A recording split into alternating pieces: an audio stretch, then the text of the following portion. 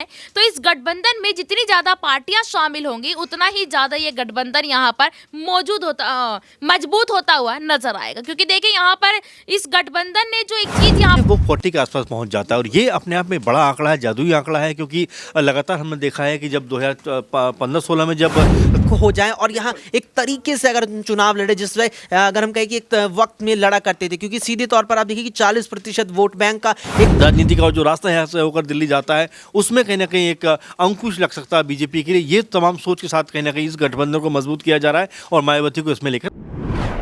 देश की राजनीति में कहावत है कि दिल्ली का रास्ता यूपी से होकर गुजरता है। जी हाँ, जिस तरीके से उत्तर प्रदेश एक बड़ा राज्य है, यहाँ से लोकसभा में 80 सीटें आती हैं और 80 सीटों की बात की जाए तो ये लोकसभा चुनाव के मद्देनज़र बहुत अधिक मायने रखती हैं, क्योंकि यूपी में जिस पार्टी का दबदबा होता है वही केंद्र की राजनीति पर राज करती है। जी हाँ, ऐसे में यूपी के क्षेत्रीय दलों पर नज़र डालना बेहद ज़रूरी हो जाता है, क्योंकि वहाँ पर उनकी भूमिका बहुत ज़्यादा बड़ी है। जी हाँ, हम बात कर रहे हैं अखिलेश यादव और मायावती, यानी कि समाजवादी पार्टी और बहुजन समाज पार्टी की। जिस तरीके से लगातार पिछले 50 वर्षों से इन दोनों दलों की राजनीति ने एक ऐसा सियासी समीकरण उत्तर प्रदेश की राजनीति में बना रखा है जहां से सबकी नजरें इनकी सक्रियता बनी रहती हैं और जिस करवट राजनीति का पासा पलटता है वहां पर इनकी भूमिका काफी महत्वपूर्ण हो जाती है। जी हां,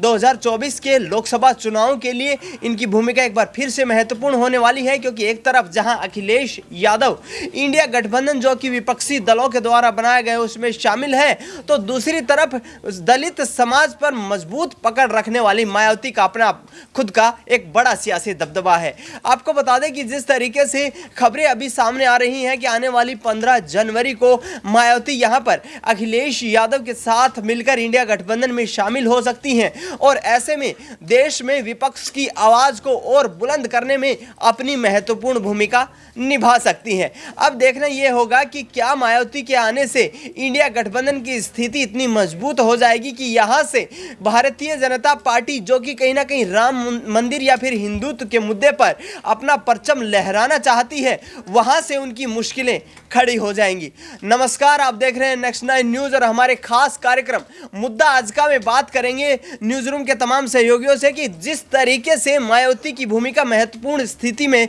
यहां पर नजर आ रही है, तो क्या मायावती यहां पर जो भाजपा है उसके शासन के लिए या आने वाले 2024 के लोकसभा चुनाव में जो बीजेपी की मुश्किलें बढ़ाने वाली है। अमन जी मेरे वरिष्ठ सहयोगी सबसे पहले मेरे साथ हैं यहाँ पर। अमन जी, मायावती का जो सियासी करियर अब तक का रहा है उसमें वो हर वक्त एक निर्णायक भूमिका में नजर आई है। उत्तर प्रदेश के लिए कहीं ना कहीं उनका जो है एक सियासी जो सफर है वो और भी खास हो जाता है, क्योंकि 4 बार मुख्यमंत्री रह चुकी हैं। अब आने वाले चुनाव में किस तरीके से उनकी भूमिका देख रहे हैं? देखिए बिल्कुल, और जिस तरह मायावती की न सिर्फ कह सकते हैं राज्य में बल्कि केंद्र में भी उनकी भूमिका बड़ी रही है, क्योंकि एक समय काफ़ी मात्रा में उनके पास सांसद हुआ करते थे। लेकिन बीते 10-15 साल से लगातार मायावती की जो पार्टी है बसपा, उसके कह सकते हैं कि जो विधायक हैं साथ में उसके जो सांसद है वो लगातार उनमें गिरावट आई है। और यही वजह है कि बसपा जो एक समय सबसे बुलंद पार्टियों में से एक थी यूपी में, उसकी स्थिति बहुत कमज़ोर हुई है। अब जबकि चूँकि 2024 का चुनाव सामने है और मायावती के पास भी कुछ ऐसा खास बचा नहीं है जिससे लगे कि अपनी जो पार्टी है उसको बहुत मजबूत रख सकती है। इसीलिए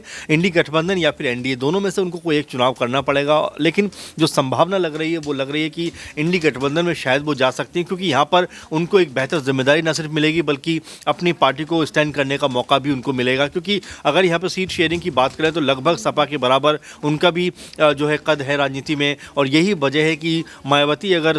इंडी गठबंधन में आती हैं तो कहीं ना कहीं जो सपा है उसको ये लग रहा है कि उसकी जो मांग है 60+ सीटों की वो जो है ख़त्म हो सकती है। और ये कहीं ना कहीं वजह है कि मायावती चूँकि अच्छा खासा वोट बैंक रखती हैं, भले ही उनकी पार्टी जीत नहीं पा रही, लेकिन अगर वो साझेदार होकर चुनाव लड़ते हैं तो उनकी पार्टी इम्पैक्ट क्रिएट कर सकती है। आपने देखा 2019 में जब सपा और बसपा दोनों लड़े तो वहाँ पर बसपा को अकेले 10 सीटें मिली और सपा जो कि मुख्य भूमिका में थी उसको 5 मिली। तो आप ये मान सकते हैं कि सपा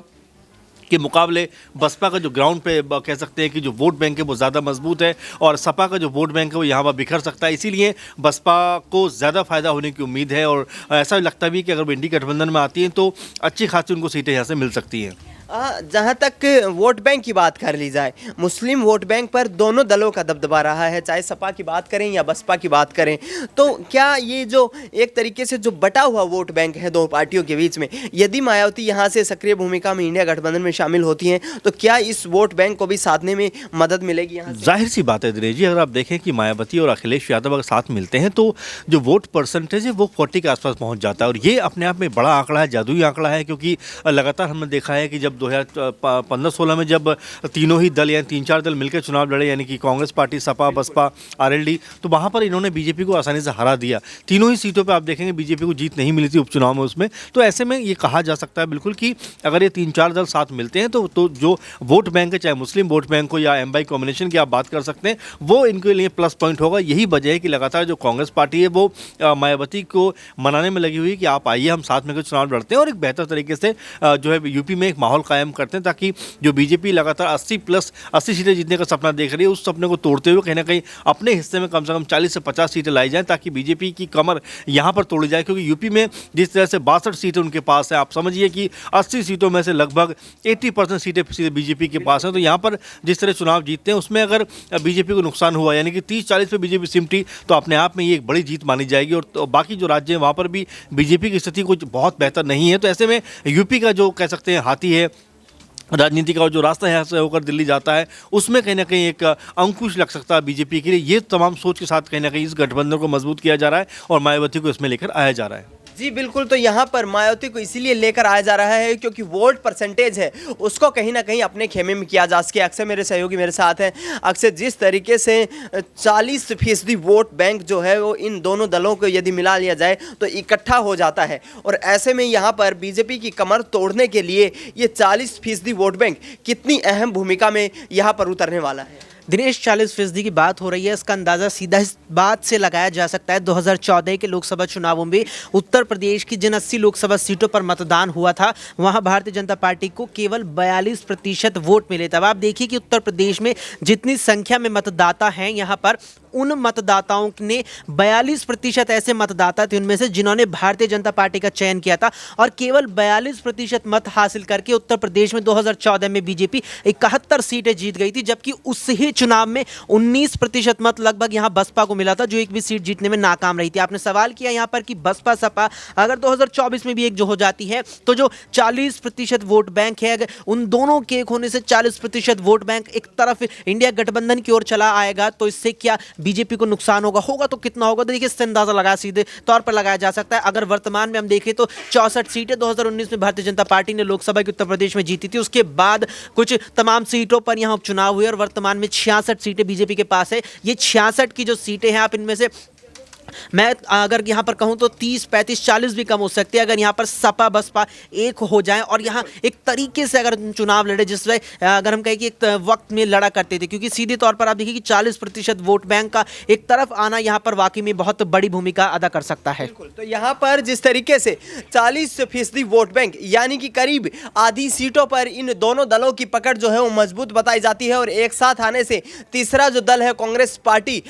उसका भी सहयोग मिलेगा। और दूसरी तरफ यदि पश्चिमी यूपी की बात की जाए तो यहाँ पर आरएलडी काफी सक्रिय भूमिका में है। मेरे सहयोगी नेहा मेरे साथ मौजूद है। नेहा, जिस तरीके से यहाँ पर एक घेराबंदी करने की कोशिश की जा रही है इंडिया गठबंधन की तरफ से बीजेपी की, तो यहाँ पर मायावती, अखिलेश यादव, आरएलडी और कांग्रेस मिलकर कितना इंपैक्ट बना पाएंगे?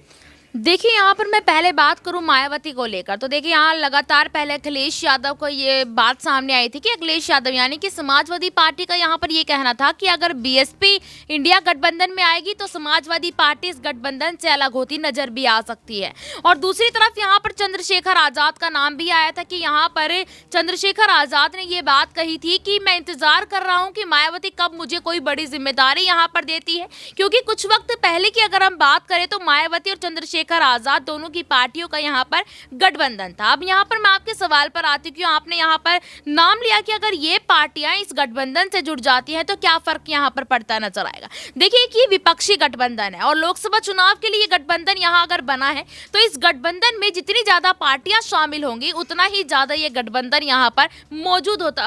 मजबूत होता हुआ नजर आएगा। क्योंकि देखिए यहाँ पर इस गठबंधन ने जो एक चीज यहाँ पर सोची है कि कैसे भी कर भारतीय जनता पार्टी को यहाँ पर हरा हराना है। तो देखिए, भारतीय जनता पार्टी को हराने के लिए यहाँ काफ़ी कुछ करने की ज़रूरत होगी, इस गठबंधन को और इस गठबंधन में जुड़े लोगों को भी और पार्टियों को भी, क्योंकि भारतीय जनता पार्टी को जितना हल्के में यहाँ लिया जा रहा है उतनी हल्की पार्टी नहीं है भारतीय जनता पार्टी। अगर यहाँ पर देखा जाए कि देश के प्रधानमंत्री के दावे के लिए तमाम नाम इसमें आगे चल रहे हैं, इस गठबंधन में से भी देखा गया था, लेकिन यहाँ मैं अगर बात करूँ देश के प्रधानमंत्री की तो उनको टक्कर देना इतना आसान भी नहीं है जितना आसान यहाँ पर माना जा रहा है। रही बात यहाँ पर मायावती की, देखिए मायावती अगर इस गठबंधन से जुड़ती है तो कहीं ना कहीं उत्तर प्रदेश के किसी न किसी वोट बैंक पर खासा असर पड़ता नजर आएगा, क्योंकि एक वक्त पर उत्तर प्रदेश की मुख्यमंत्री भी रही है मायावती।